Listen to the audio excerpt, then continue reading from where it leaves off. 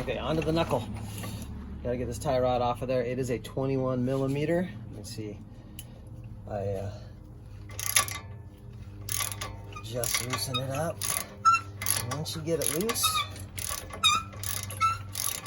the easy way to get this out of here is to hit it on the hammer. They have these nice little cast in points for whacking on it.